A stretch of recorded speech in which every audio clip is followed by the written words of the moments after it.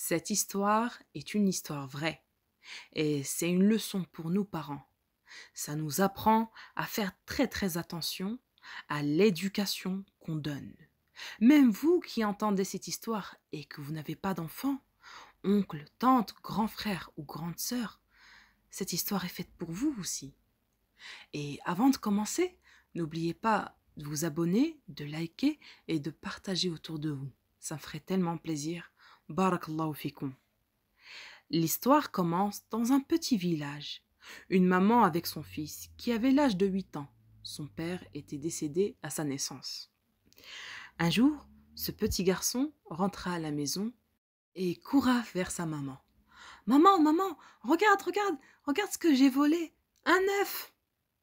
La maman, au lieu de réprimander son fils, de lui dire que voler était haram et que ce n'était pas très bien ce qu'il a fait, elle lui dit « Bravo mon fils, c'est très bien ». Le lendemain, il parta cette fois voler une poule. Il vint chez sa maman. « Maman, regarde, j'ai volé une poule. Bravo mon fils, nous allons le cuisiner et dîner avec un bon poulet ce soir. » Et elle ne réprimandait pas son fils, toujours étant qu'elle l'encourageait à faire cette bêtise. Et chaque jour, son fils volait tout ce qu'il pouvait jusqu'à ce qu'il devienne adulte. Et la maman, toujours dans son ignorance, le félicita encore et encore. Un jour, ce jeune homme se mit à réfléchir et se dit dans sa tête en pensant « Et si je volais dans le palais du sultan ? J'irai le soir quand tout le monde dormira, et je me faufilerai à l'intérieur et à moi tous les trésors. Moi qui est devenu maintenant un très grand voleur. » Mais ce pauvre jeune homme, ce qu'il oublia, ce qui est dit palais, dit garde. Croit-il vraiment qu'il peut voler comme bon lui semble? Et c'est ce qui s'est passé. Il rentra dans le palais, à peine arrivé, les gardes l'attrapa et l'emprisonna. Le lendemain, on le sortit pour le décapiter. Et oui, à l'époque, voler et qui puiser dans le palais du sultan, c'était une pure folie. On l'attacha, et à peine qu'il voulait le trancher la gorge, il leur dit « S'il vous plaît, avant de mourir, j'ai une faveur. »« Oui, laquelle ?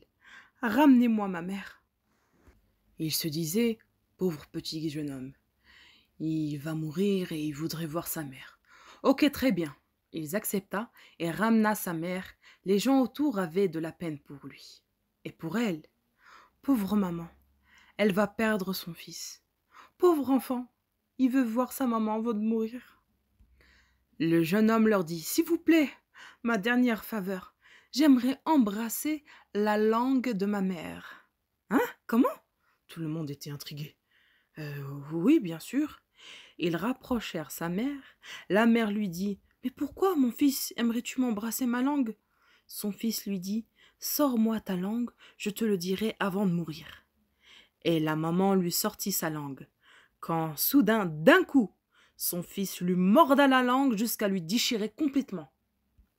Tout le monde était choqué de ce qui vient de se passer. Le sultan lui dit « Mais pourquoi as-tu fait ça à ta propre mère ? Mais tu es complètement fou !» Et il répondit « Si ma mère, comme vous le dites, m'avait grondé quand je lui avais volé un œuf quand j'étais petit, je ne serais jamais là où je suis, à me faire décapiter. Tout ça, c'est à cause d'elle.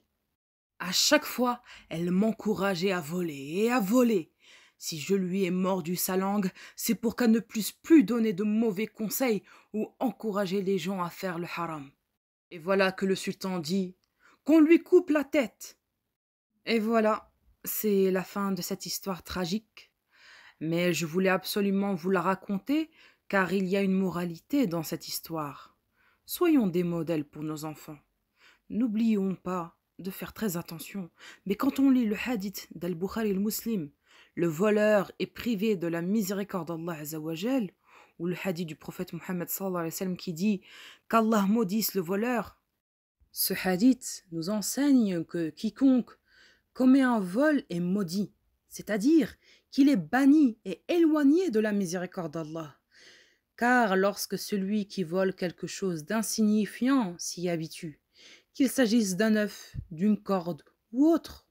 Cela le mène à commettre des vols plus conséquents qui seront la cause de l'amputation de sa main ou d'autres choses, du fait qu'il mérite que la malédiction à son rencontre soit invoquée ou qu'on informe qu'il a été maudit. Wallahu a'lam. Mes très chers frères et sœurs, nous sommes arrivés à la fin de la vidéo. Dumtum fara'atillah wa amani. Wassalamu alaikum wa rahmatullah wa barakatuh.